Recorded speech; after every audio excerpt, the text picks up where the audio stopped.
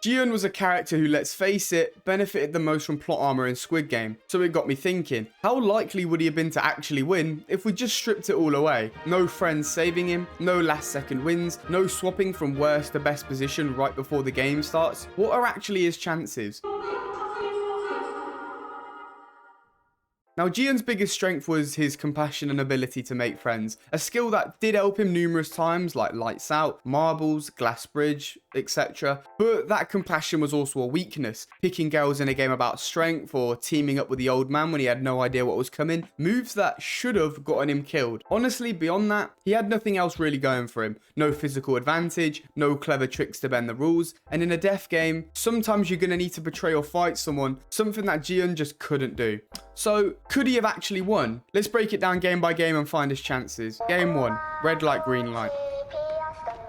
Now, there's 2 times you could argue he should have died this game. He was tackled to the ground, technically moving at the wrong time, and he tripped at the end, of course. Plot armor Ali swooped in to save him last second. But here's the thing, plot works both ways. You see, 255 out of the 456 players died in this game, which seems like a lot, but you see, most players died from the initial panic, which was the real danger, not just moving at the wrong time. Gi-hun actually stayed calm, didn't turn and run, and actually paid attention, which is a huge advantage. The hardest part of the game is surviving that initial panic, and after that, the game is pretty generous. Step carefully, don't move at the wrong time, and you're basically fine. Sure, in the show he trips at the end, but like I said, this is for the plot. This was so we would have a last minute gasp and think he might die. This was for the audience.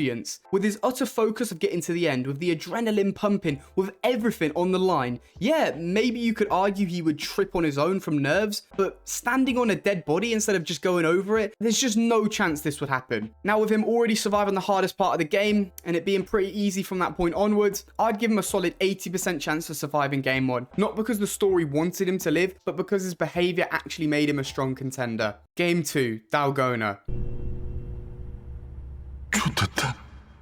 Now, we all know how this one went. Gi-hun got the bad shape, got lucky with the sweat, and somehow pulled off a last minute win. Credit where it's due, he was smart enough to figure out the solution. Now, realistically, he probably wouldn't have thought of it in time, and he might have still broken the umbrella, rushing to finish. But here's the thing, it was the plot that gave him the bad shape in the first place. Here's my take on what would have happened with no plot. Once Sang-woo figures out the game, if he was truly as smart as they say he is, there's absolutely no chance at all he would have attempted to kill his friends. He knows more than one person can win the games, and he knows that having teammates can only improve his odds of survival, coming up with solutions in future games, or what he doesn't know just yet, survive against other contestants in a fight. So it's reasonable to assume Sang-woo actually would have guided Gi-hun and the rest to go for the easy shape, the triangle, which based on completion rates was one of the easiest ones to win. And even surprising myself here, I think Gi-hun probably would have survived game 2. I'd give him a solid 90% chance of passing this one.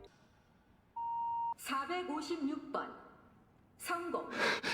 Now, Lights Out wasn't really a game in the traditional sense, but let's break it down. From what I recall, there were a few close encounters, and ultimately, the players grouped up to survive against the stronger contenders. Which wouldn't have happened if Sang-woo had eliminated his friends, but let's stick to this video. Gi-hun found himself in some very close calls before finding his team, and he was saved at the last second when they ended the fight. So there's a decent chance he would have caught a glass bottle to the neck, but let's give credit where it's due. Gi-hun's dodging and fighting skills were commendable. Considering that I do think he has a good survival chance, but with the chance of catching a big hit, I'd give him a 70% chance of surviving this chaotic situation. Game 3, Tug of War. This is where things get juicy. I might offend some viewers here, but yes, picking the girls and the old man was not the smartest move. If this game was non-physical or purely about intelligence, that wouldn't matter, but anything involving physical ability gives the men a huge advantage. Statistically, stronger, tougher men would have been the way to go, especially when killing is now suddenly on the table. Gi-hun's team had 6 men, 3 women and an old man, facing what was implied to be the second strongest team of the 8 with 10. Yeah,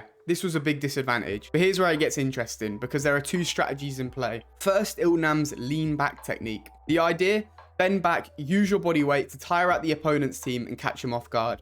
Pretty smart, but here's the thing. It works best when you're only slightly weaker, but Gi-hun's team was just so much further behind. So, as seen in the show and realistically real life, the other team easily regained their balance and started pulling it back almost immediately. Second, Sang-woo's 3-step forward move. Step forward suddenly, throw the other team off balance, win in a split second. Genius, but timing and luck are everything. Without plot armor, the other team would have reacted faster. Though yeah, there was a tiny chance it could have worked. In the show, both strategies miraculously come together, but let's be real, strength and numbers were stacked against Gi-hun. So for this game, I'm going to give him a 25% chance of surviving. Clever strategies help, but raw power, just not on his side. Game 4, marbles. First off, let me just say, picking the old man was a stupid decision. Sure, you didn't know what the game was going to be, but come on. You chose the slowest, weakest, mind falling apart in front of your eyes guy over a strong, quick, reliable teammate. Heartwarming the first time you watch it, but very dumb. Luckily for Gi-hun, the game didn't pair them together, it put them against each other, which, you know, is basically a get out of jail free card because the old man couldn't have continued to glass bridge and let Gi-hun survive. But this is where the plot gets kinda messy. Without plot conveniences, is number one even here? Does he get replaced with someone else? Does Gi-hun ever accidentally befriend the owner of the games in the first place? If not, we're in a whole different timeline where the game plays out completely differently. The truth is, marbles is one of the least skill-based games. Most wins come down to luck, unless you're Sang-woo, in which case you can manipulate your way to victory. So being fair, I'll just give Gi-hun a 50% chance of winning here. Pure coin flip, could go either way. Game 5, glass bridge. I can make this easy and say, if Gi-hun didn't have the plot and get that lucky swap to go last, he'd have a 0.000381% chance of survival, but that's boring. Now, statistically, over half of the contestants have a low chance of survival, with the 9th player only having a 40% chance of making it through. In real life, I think it's very likely they would have voted to end the games altogether, but again, that's boring. Now in the show, only 3 people survive, which is actually pretty unlikely. That feels more like plot convenience so we can have that dramatic 1v1 of old friends at the end. The math says 16 players, 18 pairs of glass. Each jump is a 50-50 chance. On average, you'd expect 9 deaths and 7 survivors. But this isn't just about the math. Human behavior plays a massive role. People might refuse to go, shove others, or take risks like Doc Soo did. Honestly, I think in real life there's more chance of these things happening. Of course, it could also go the other way. Maybe somebody gets ridiculously lucky, or someone figures out a way to tell the difference. For the sake of getting through the video, I'll stick with the maths, and the last 7 people probably survive. And the numbers being chosen at random, Gi-hun's survival odds would be 43.75%. But this isn't a chance of surviving the game video. This is a chance of Gi-hun surviving video. We know that from the show, Gi-hun hesitates when picking a number, which means all the middle positions get taken. He's only left with 1 and 16, worst or best. Total plot convenience, of course, so it can set up this tense swap scene. But I'm going to assume he'd still hesitate even without the plot, because that's the kind of guy he is. Gi-hun didn't win Squid Game by being quick and strategic, he won through pure luck. So with the hesitation, the last choices were 1 and 16. That gives him a 50% chance of survival, which is actually higher than the original 43.75%, but that's just how it worked out. Gi-hun, the lucky man, strikes again. Now to wrap this part up quickly, let's assume only the 3 Sang-woo, Sae-byuk and Gi-hun survive the glass bridge, even though without plot armor, about 7 players were likely to make it. Honestly, the exploding glass thing was purely for plot. It conveniently removes Sae-byuk from the equation and gives Gi-hun a reason to rage at Sang-woo for the ending. In reality, all 3 would survive to the final game, and Gi-hun and Sae-byuk would probably just vote to quit, like Sang-woo predicted in the final fight. You killed someone because this might end? Yeah! You and that girl would have been the majority you needed to get out!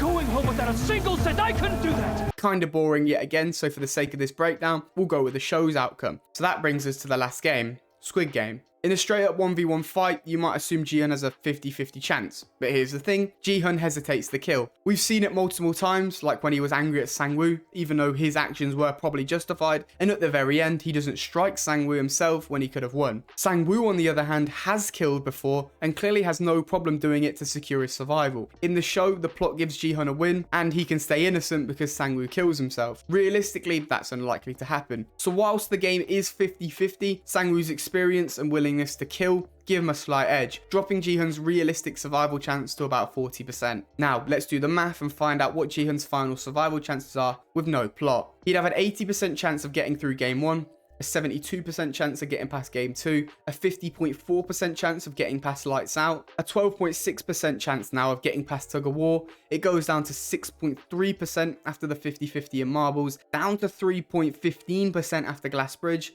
and the final number after a 40% chance of surviving the last game. Gi-hun's survival rate for Season 1 of Squid Game without plot armor is a whopping 1.26%. Subscribe and comment if you want me to do another player.